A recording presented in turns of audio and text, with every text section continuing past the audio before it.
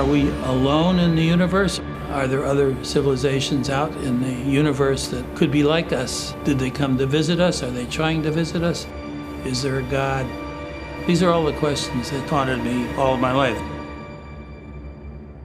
Ever since I was very young, I remember curiosity about how things worked, and I was always asking questions, and I didn't always get the answers that I wanted. I want to know everything. I have to know everything. That's kind of the way I'm put together. In 1947, in Roswell, New Mexico, an incredible UFO incident took place. There was a crash. The Air Force went in and said that they'd had something that was from extraterrestrial origins, and the word UFO came into our language.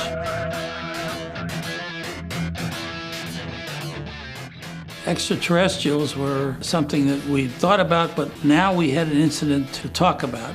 Probably the most interesting teacher I've ever had was Richard Feynman, and he was the Einstein of my generation. And I said, Dr. Feynman, do you believe in UFOs? He said, Klarfeld, I believe in the law of probability. Our galaxy, the Milky Way, has over 200 billion stars just like ours, and the universe has over 400 billion galaxies. The law of probability tells me that of all those stars, there are 10,000 solar systems just like ours. If any of them survived their space age, they could have come to visit us. Yes, I believe in UFOs.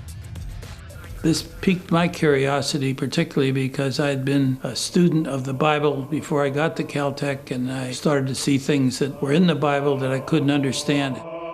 I couldn't understand how 5,000 years ago the knowledge that the Bible presented was so scientifically correct. My interest has been directing me towards what I think is what everybody needs to know. Where did we come from? What happened to us before the Bible?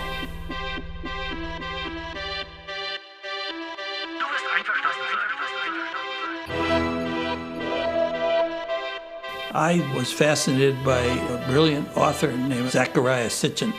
I felt within the story that Sitchin was writing were the answers that I was looking for. Sitchin was a biblical scholar. He taught himself how to translate cuneiform, the first written language on our planet. The cuneiform tablets were discovered in the 1830s in the sands of Iraq. These are pre-biblical stories that were written by the Sumerian civilization. The stories in the cuneiform tablets are that the Annunaki, the space-age civilization, came to this planet 450,000 years ago for the sole purpose of mining gold.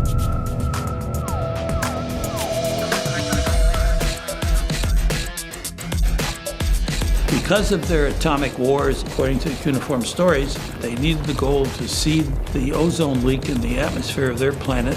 The gold was then flaked into powder and put up into the atmosphere to reflect the sun and save their atmosphere and thus save their civilization.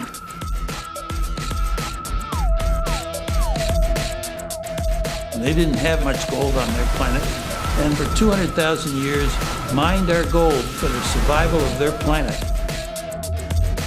According to the cuneiform tablet stories, there was a genetic engineering experiment done by the Annunaki with a species that was here on the planet before us called Homo erectus. We actually were jump-started. They did a process that created our species as a primitive worker. To mine gold, for 1,800,000 years, Homo erectus populated all the land surfaces of this planet. The most advanced they got to were spears and stone tools. If Homo erectus was a predecessor to Homo sapien, there should be skeletal remains. Homo erectus evolved into Homo sapiens, and there are no skeletal remains. Our species arrives in Southeast Africa 200,000 years ago, and in 1969 we're walking on the moon. That does not happen in evolution.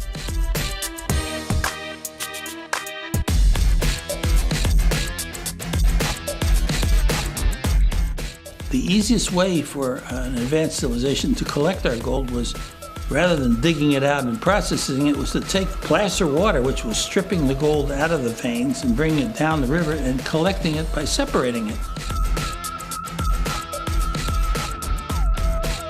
And it dawned on me that many of the monuments that were built were step pyramids, which looked to me like washboards. In a very short period of time, I discovered that there was placer water in those areas and that these are all potential washboard gold mining icons that were built in difficult places with advanced engineering skills. There are people, particularly those in the scientific community, frankly called me a woo-woo. To those who don't understand, woo-woo, that's off the wall. Somebody that's kind of lost his marbles. But that doesn't bother me. Sitchin had many people who said he didn't translate it properly. Words didn't say what he said they were. My relationship with Zachariah covered a 10-year span. I consider myself a disciple. Since he's no longer with us, I feel responsibility to carry the torch. I believe he had the Rosetta Stone of our ancient civilization.